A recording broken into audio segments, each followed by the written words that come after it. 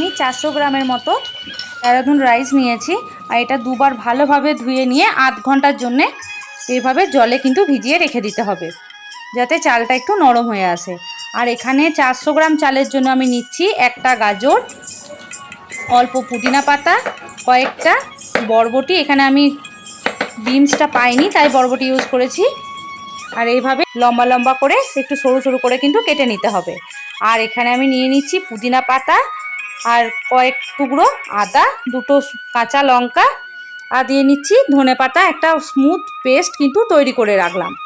আর হ্যাঁ, এখানে আমি কিন্তু একটা পেঁয়াজও কেটে রেখেছি, দেখানো হয়নি। এখানে দিয়ে দিচ্ছি পরিমাণ মতো সর্ষের তেল। আর তেলের মধ্যে কিন্তু পেঁয়াজগুলোকে দিয়ে একটু লাল করে ভেজে নিচ্ছি। এখানে চাইলে আপনারা পুরো রান্নাটা ঘি কিংবা সাদা তেলেও করে নিতে পারেন। আমি এখানে কিন্তু সাদা তেলে নয়, সর্ষের তেলেই করে নিচ্ছি।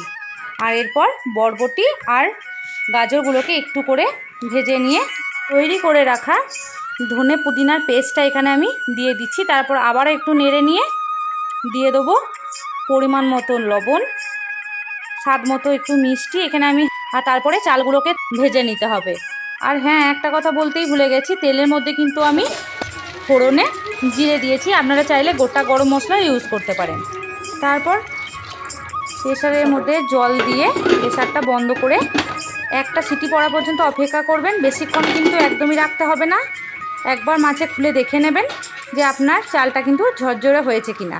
আর ওপর থেকে আমি দিয়ে দিচ্ছি গরম মশলার গুঁড়ো, ওপর থেকে দিচ্ছি ঘি, আর কাজু কিশমিশটা দিতে ভুলে গেছিলাম, ওই জন্য ওপর থেকে দিয়ে দিলাম। ব্যাস, একেবারে রেডি।